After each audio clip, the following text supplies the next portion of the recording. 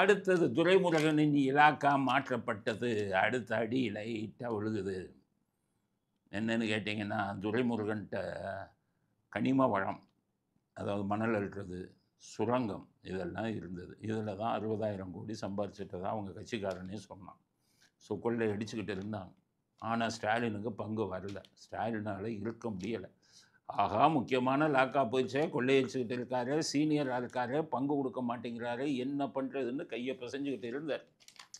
இந்த டைமில் தான் சீனியருங்களெல்லாம் கை வைக்கணும்னு பொன்முடியை வச்சாங்க. அதுக்கு பொன்முடியை தூக்குனதுக்கு துர்கா ஸ்டாலின் அவர்களுக்கு நன்றி சொல்லணும் தமிழ்நாட்டு மக்கள். அவர் தான் தூக்குன்ட்டு ரொம்ப இதாக இருந்துட்டார். இல்லைன்னா ஸ்டாலின் தூக்கியிருக்க மாட்டார். ஸோ பொன்முடியை தூக்கிட்டாங்க. இப்போ துரைமுருகனை கொள்ளை அடித்து கொண்டிருந்த துரைமுருகனை தூக்கி ரகுபதி கையில் கொடுத்துட்டு துரைமுருகனை சட்ட மந்திரி ஆக்கிட்டாங்க. டம்மி போஸ்ட்டு வேணும் கிடையாது. சும்மா காரு மந்திரிங்கிற ஒரு இது இருக்கும், அந்தஸ்து, அவ்வளோதான், வேறு ஒன்றும் கிடையாது. அதனால் அந்த இதுவும் போனாங்கல்ல, ஈடி வந்து துரைமுருகன் வீடெல்லாம் ரைட் அடித்தாங்க. ஈடிகிட்ட நிறைய ஆதாரம் கிடச்சி போச்சு. அதனால் இதை சாக்கா வச்சு எடுத்துட்டு அடுத்து சான்ஸ் வந்ததுன்னா மந்திரி பதவி விட்டே தூக்கிடலாம், ஈடியை காரணம் காட்டி. நான் முதல்ல சொன்னேன், ஈடியை துரைமுருகனுக்கு வீட்டில் ரைடு எடுக்க சொல்லி தூண்டி விட்டதே ஸ்டாலின் தான். காரணம், மந்திரி பதவி விட்டு தூக்க முடியல அப்படி. இந்த செய்தியை கேட்டவுடனே அவருக்கு மறுபடியும் நெஞ்சு வலி வந்து விட்டது. துரைமுருகன் அப்போலோ ஆஸ்பத்திரியில் போய் அட்மிட் ஆகிட்டார். அதனால் துரைமுருகனும் காலி. இன்னும் கொஞ்ச நாட்களில் மந்திரி பதவியை விட்டும் காலியாகிடுவார். இது அடுத்தது KN நேரு தான். அடுத்தது 2 தலைகள், KN நேரு, ஏவாவேல் கொள்ளையடிச்சுக்கிட்டு இருக்கிறது. அவர்களையும் கூடிய விரைவில் தூக்கணும் அப்படிங்கிறது நம்முடைய கோரிக்கை. அடுத்தது ஸ்டாலின் ஒரு ஜோக் அடிச்சிருக்கு. தமிழ்நாட்டு மக்கள் என் மீது வைத்த நம்பிக்கைக்கு நான் நேர்மையாக இருக்கிறேன்னு நெஞ்சில் கை வச்சு சொல்லுவாங்க. முதல்ல தமிழ்நாட்டு மக்கள் உங்கள் மேலே நம்பிக்கை வைக்கலை. நீங்கள் கொடுத்த 4000க்கு தான் ஓட்டு போட்டான், கள்ள ஓட்டு. யாரும் நம்பிக்கை வைக்கலை உங்கள் மேலே.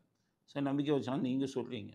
அந்த நம்பிக்கை வச்சதுக்கு மனசாட்சிப்படி நேர்மையாக அது வந்து நெஞ்சில் கை வச்சு சொல்கிறேங்கிற நேர்மையாக நான் இருந்தேன். நான் என்ன கேட்குறேன், பதில் சொல்லாமல் இருக்க முடியாது. அவர் யோகியன்கிறாரு, சொல்லணும். அவர் பையனும் மருமகனும் 30,000 கோடி கொள்ளையடிச்சாங்கன்னு சொல்லி PTR சொல்லும்போது, நீங்கள் மக்கள் உங்கள் மீது வைத்திருக்கும் நம்பிக்கைக்கு வந்து நீங்கள் மரியாதை கொடுத்துருந்தீங்கன்னா 2 பேர்த்திட்ட இருக்கிற 30,000 கோடியை வாங்கி அரசு கருவூலத்தில் சேர்த்து உதயநிதியை மந்திரி பதவியை விட்டு தூக்கிட்டு இவர் சபரீசனை கட்சிக்கு தலையிடக்கூடாதுன்னு சொல்லியிருக்கணும். செஞ்சீங்களா? இல்லை. அதுக்கடுத்தது இது உங்களுக்கு சமாதி. உங்கள் அப்பாவுக்கு ஊர் பூரா உங்கள் அப்பா பேர் வச்சுக்கிட்டு இருக்கீங்களே, அரசு பணத்தை எவ்வளோ வீணடிக்கிறீங்க. உங்கள் அப்பா சமாதிக்கே 200 கோடி ரூபா அரசாங்க பணத்தை, மக்கள் வரி பணத்தை போய் கொடுத்து செலவு பண்ணுறீங்களே. 80 அடி சிலைக்கு மனசாட்சி இல்லாமல் வந்துக்கிட்டு அரசாங்க பணத்தை வீணடிக்கிறீங்களே. நீங்கள்லாம் மனசாட்சியோடு செயல்படுறீங்கன்னு மனசில் கை வச்சு சொல்கிறீங்களா? இந்த ஆம்ஸ்டாங் கொலை வழக்கு, அதில் வந்துக்கிட்டு அந்த உண்மை குற்றவாளியை பற்றி உண்மை தெரிஞ்சவொன்னே என்கவுண்டர் போட சொன்னீங்களே. என்கவுண்டர் ஏன் போட்டீங்க? திருவேங்கடத்தை. மனசாட்சி உள்ள மனிதர் செய்கிற வேலையாது. அப்போ எப்படி நீங்கள் மனசாட்சி உள்ளவர்னு சொல்கிறீங்க? அப்பாவி பெண்ணு, அண்ணா பல்கலைக்கழகத்தில் நடுத்தர குடும்பத்தில் பிறந்த பெண். அந்த பெண்ணுக்கு நீதி கிடைச்சதா? மனசாட்சியை பற்றி நீங்கள் பேசலாமா? ஒரு மந்திரி அதில் தலையிட்டு இருக்கிறார். அந்த சார் மந்திரி தான் தெரிஞ்சும் மந்திரியை காப்பாற்றுறதுக்காக அந்த இளம் பெண்ணுக்கு துரோகம், 19 வயது இளம் பெண்ணுக்கு துரோகம் செஞ்சவர் தானே நீங்கள். அந்த சாரை காப்பாற்றி விட்டீங்களா இல்லையா? மனசாட்சியை பற்றி நீங்கள் பேசலாமா? இது மாதிரி எத்தனை. இவர் செந்தில் பாலாஜி எவ்வளவு பணம் உங்களுக்கு லஞ்சமாக கொடுக்கப்பட்டது. நீங்களே சொன்னீங்களே விசுவாசம் உள்ளவர் அப்படின்னு. டாஸ்மாகில் 49,500 கோடி ஊழல் பண்ணியிருக்கீங்கன்னு அமித்ஷா சொல்கிறார். மனசாட்சியை பற்றி நீங்கள் பேசலாமா? எந்த மனசாட்சியை எப்படி தொட்டு பேசுவீங்க? அரசியல்வாதிகளுக்கு மற்றவங்களுக்கு கூசும், ஐயோ இவ்வளவு அயோக்கியத்தனம் பண்ணுறோம், நம்ம போய் மனசாட்சியை பற்றி பேசலாம். அரசியல்வாதிகள் எல்லா விஷயத்தையும் பண்ணிட்டு என்னை மாதிரி உத்தமன் யாரும் கிடையாது, என்ன மாதிரி நேர்மையானவன் யாரும் கிடையாதுன்னு பேசுவாங்க. அது மாதிரி தான் ஸ்டாலின் பேசி கொண்டிருக்கிறார்.